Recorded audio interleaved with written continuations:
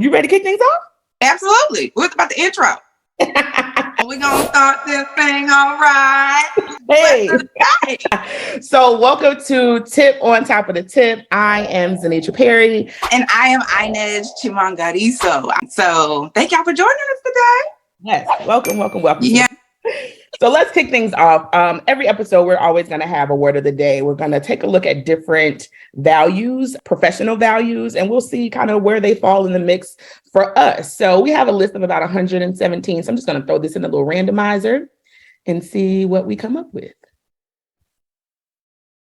Okay, so we landed on 106, and this is going to be very appropriate. 106 is travel. So what does travel mean? Hey.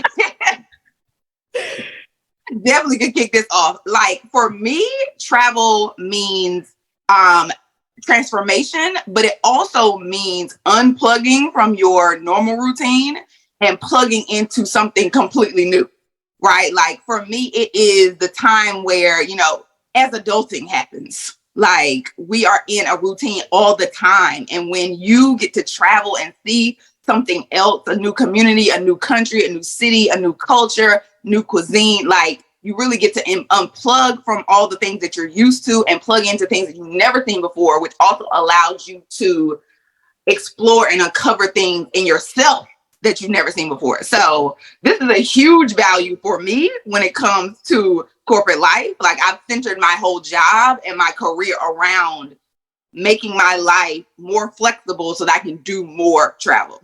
What about you? It's interesting because when I think about it, I didn't realize just how intentional I was about making travel a part of my work life. Like I always knew from a personal perspective that travel was important. But even when I think back to when I was interning, I chose a department that required a lot of travel. And whenever I switched from accounting into sales and marketing, I did that because when I came internal and was working in accounting and I was sitting at my laptop, sitting at my desk with my laptop every day by myself in the same place. Yeah, that was driving me crazy. So I ended up switching over to sales and marketing in a role that required me to travel all over specifically for work. So it's interesting how, a personal value can then come into your professional life. Absolutely.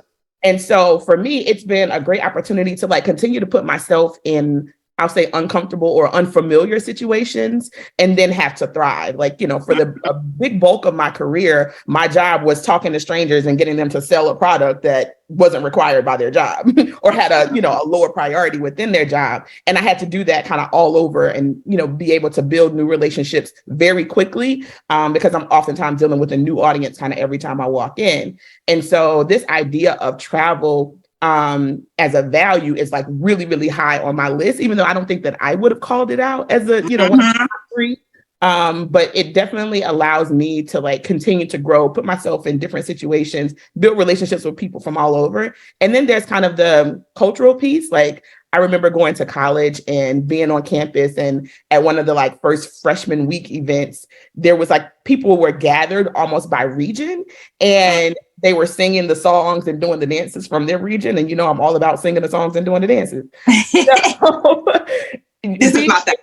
Yeah, that's kind of part of our lifestyle. So being able to experience that from a work perspective, you get to understand the culture of different regions. The work culture in New York was very different from the work culture in Dallas. 5:00 was a stop time and they were out. Whereas in New York, we tended to work late nights, and that was part of the culture. So there's just so much that you can learn through travel. And so being able to incorporate that into my professional life was definitely a priority for me. Yeah, I just thought about that when you started talking about a professional perspective, because I do so much travel for my personal, right, that I forget how much travel I've done professionally.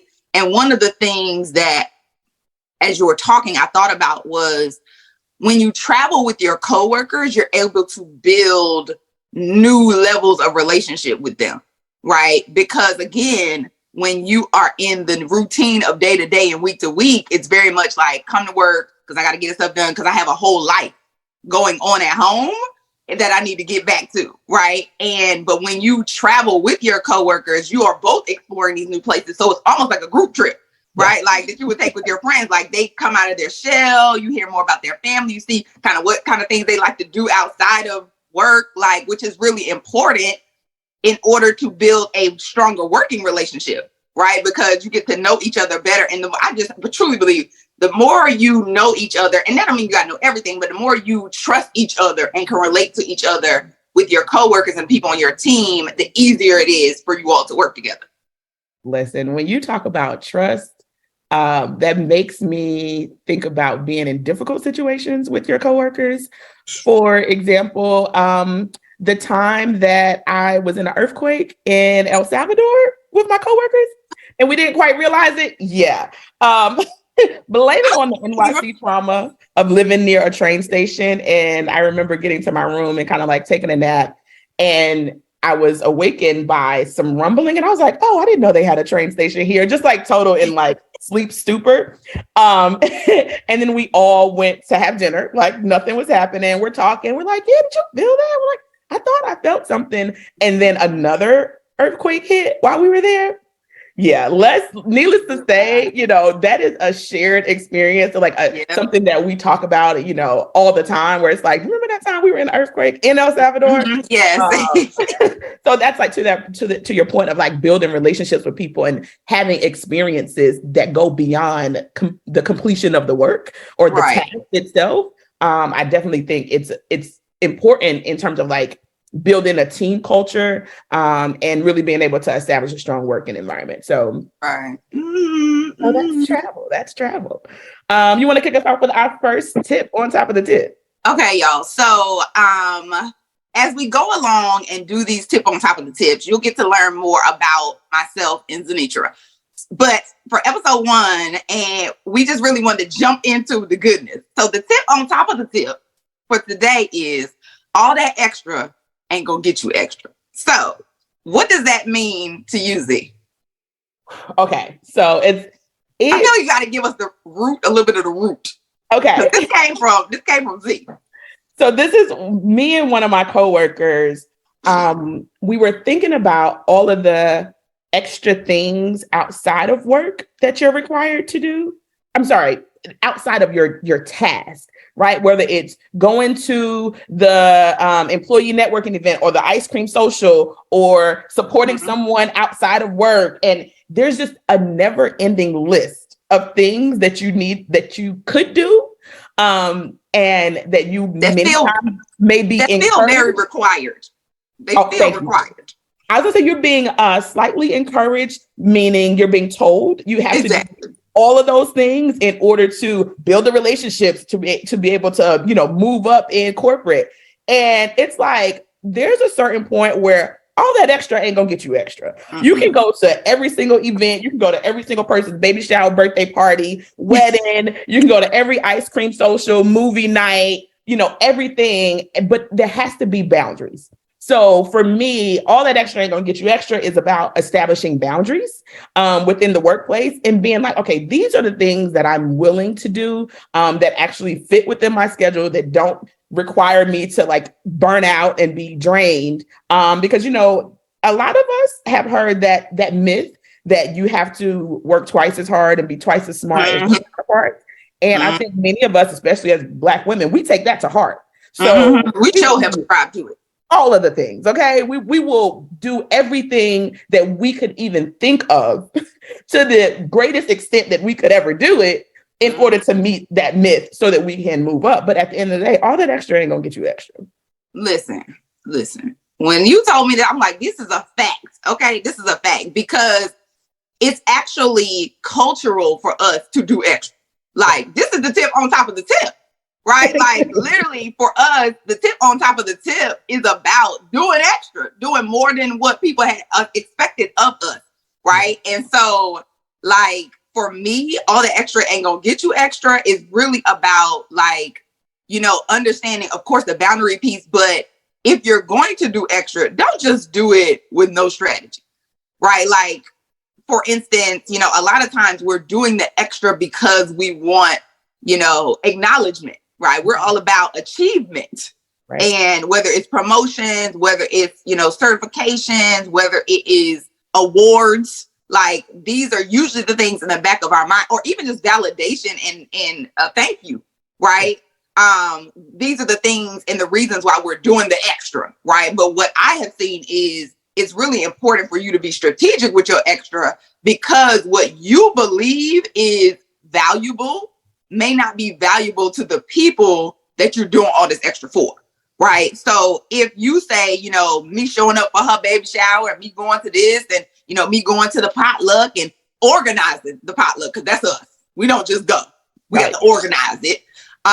Then these people will see my value. They'll treat me better at work. You know, they'll understand who I am, just all of these things.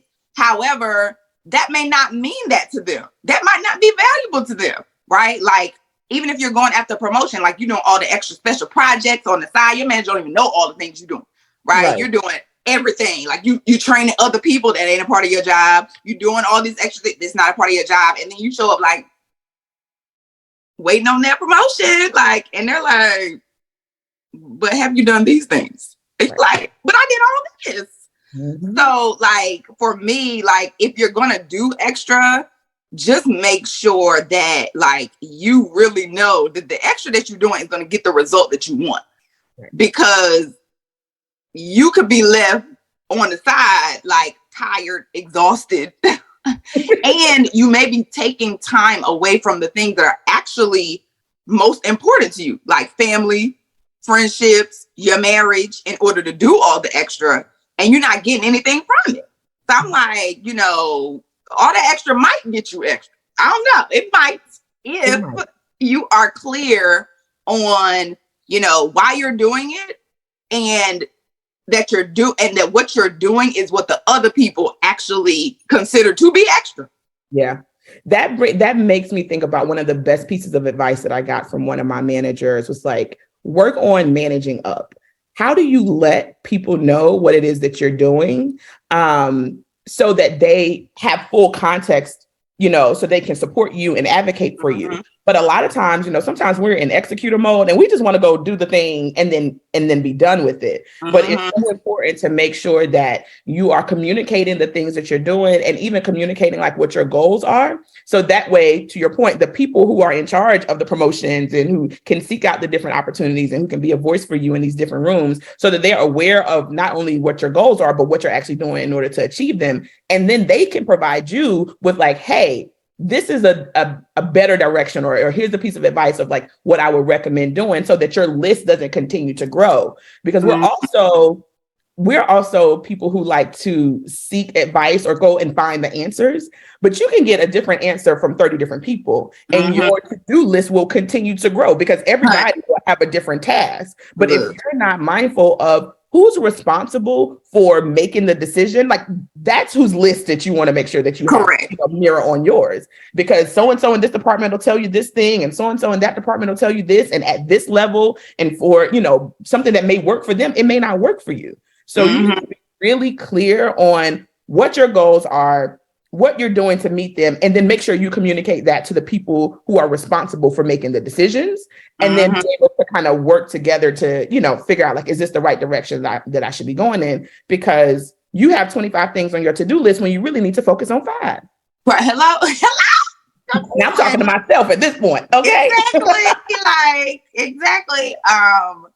Yes, we had, I came up with this saying a little earlier this week, which is basically take your foot off your own neck. And what I'll say is, us as Black women specifically, right? We have the highest expectations of our own selves, and we really just do not let ourselves get away with much of anything, right?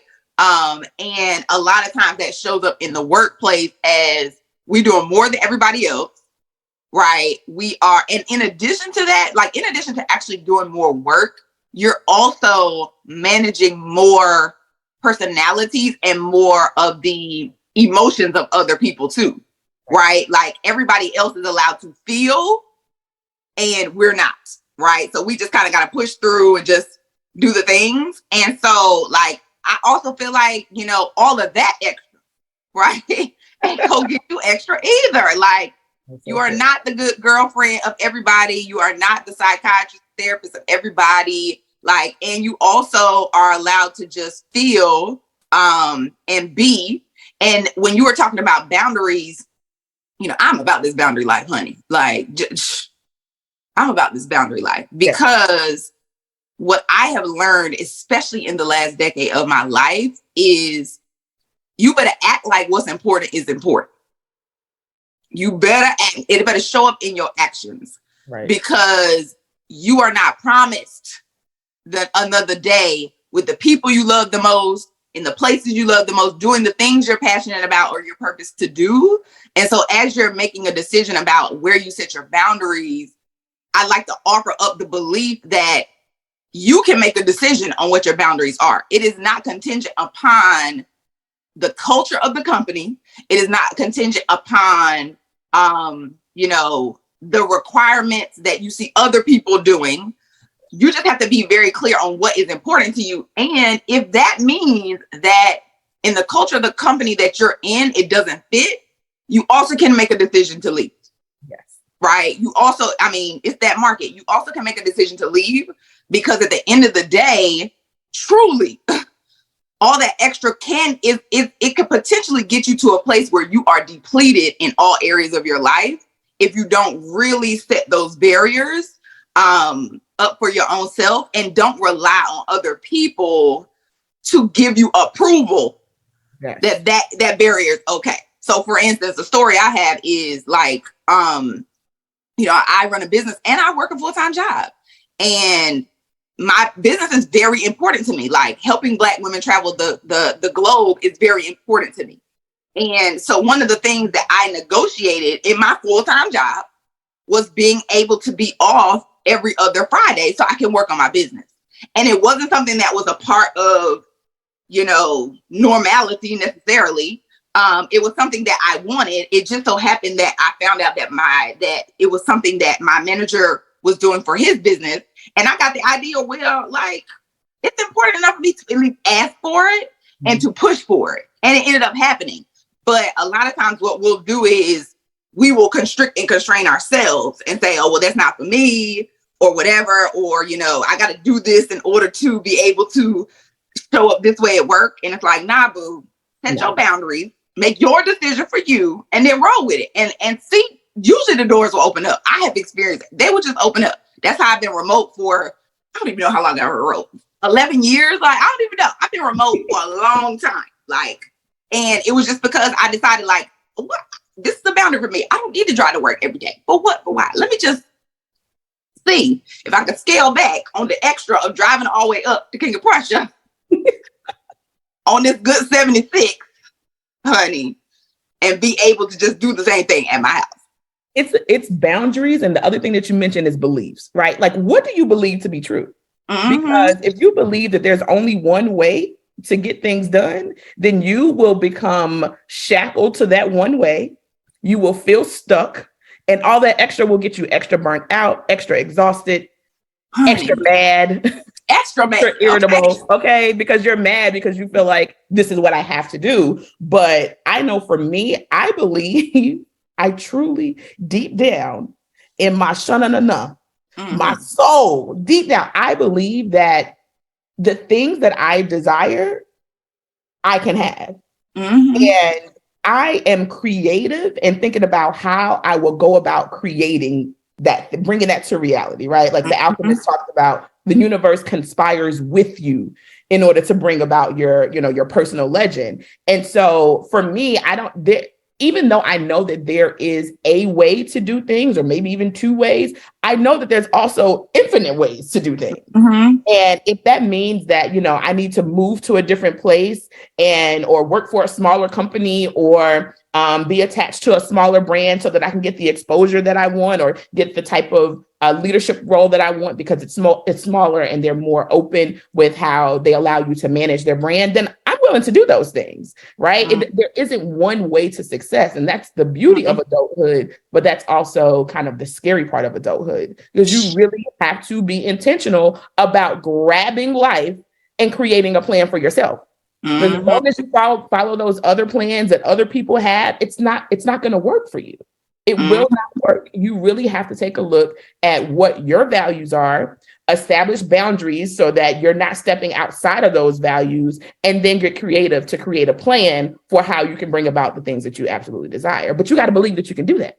This is true. And so many people don't believe it. That's true. That is very true.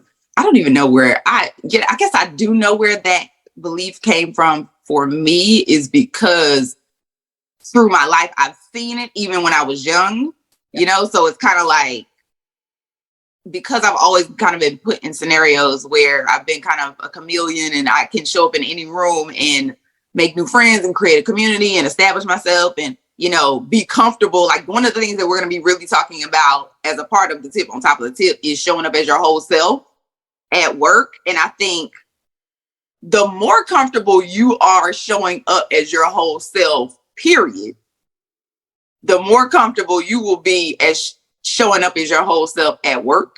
Right. And so a lot of showing up as your whole self has to do with self-awareness and understanding, what do you believe about you? That's the awareness.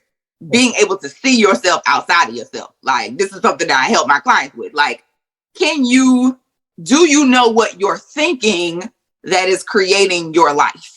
Yes. Because if you don't know it, your thoughts are creating your life.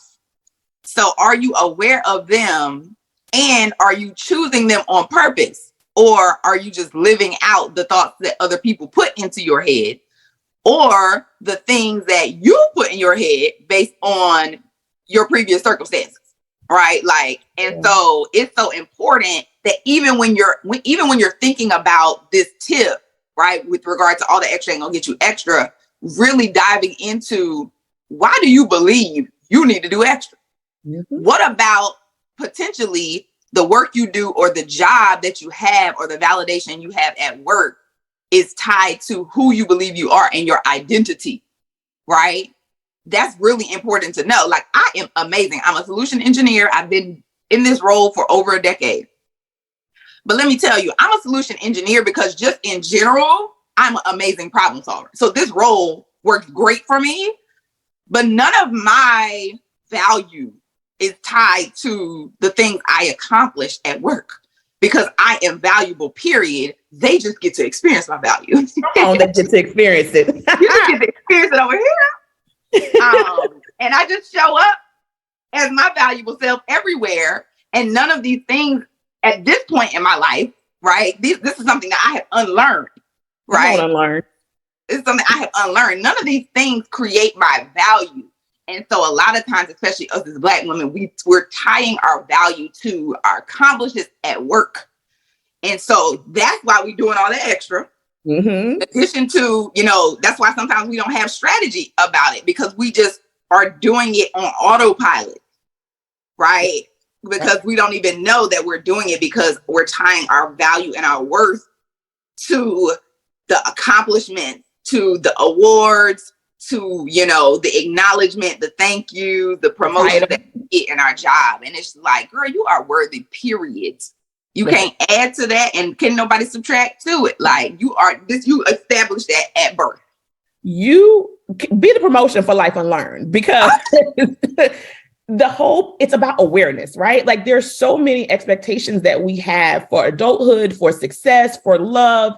We've been influenced by society. We've been influenced by media. We've been influenced by our families. We've been influenced by religion, the school that we went to, the region that we grow up in. And we kind of enter with this picture of what we think success is, or what it looks like.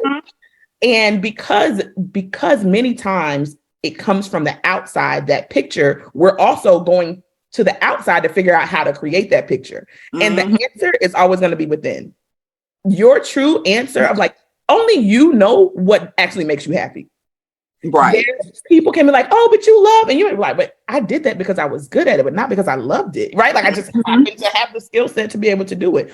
Only you know all the different experiences that you have. Only you know the meaning behind why you do the things that you do. And so when you're seeking all of this external validation, this too much external advice, it gets you further and further away from yourself. And so there's an opportunity for you to, one, be aware of whatever those expectations are, what those goals are, figure out how you got there, like where did you learn this, and which one of those things you need to unlearn and remove off of your list. Please and thank you. We got to get down from 25 to 5. Like we're doing way too many things, and we're experiencing burnout, and all the extra is not getting us extra, right? So you really have to go deeper within. And I know that sometimes in the professional space, they're like, oh no, that's that soft stuff. But the soft stuff is hard. The soft stuff is hard. It's hard to, just take a moment to be centered, to think about what you truly want, and then be brave enough to be like, I no longer want these things and I need to do it. Especially when those things have been the very thing that validated you, that got you in the room, that people were celebrating you for. But you got to get really clear on, are you doing it for them or are you doing it for you? Yes, ma'am. And so I need for more of us to be doing it for ourselves, so that we're not stuck in the space of always trying to do extra, always trying to do more, and never really reaching this point of satisfaction of being. To your point, like it's not the accomplishment that makes you valuable. It's your being. You are valuable as you are, just sitting in your worst self, not your made up self, not your, stage self, but just your being makes you valuable, and exploring yourself from that perspective so that you're not seeking all this extra. Yes, honey. So the tip, y'all, the tip on top of the tip is all that extra is not going to get you extra, boo. Okay, it ain't gonna get you extra, honey. What should we be? We want to get some feedback from y'all. What should we be telling them to put in the comments? Well, one, I'd love to hear what sayings that you and your coworkers have to establish boundaries, right? Like we all have things that we say where it's like, nope, I'm not doing that. Or like this falls under X, Y, and Z category, and we all have these little mantras. So I'd love to hear what some of you guys' mantras are to help you establish boundaries at work. I love that. One of my, I just thought of one. I could not think of one the other day. One of mine is, that's not my ministry. That's a boundary setter. Okay. Like, nope, that's outside. That's not my ministry. Okay. So y'all drop in the comments, what do you say in order to set that boundary about, just what you are going to do, just put your energy into, and what you're not. So yes, we are going to do this again, y'all. Yes. Thank you guys for tuning in today. So we look forward to seeing you guys again in a couple weeks. Absolutely.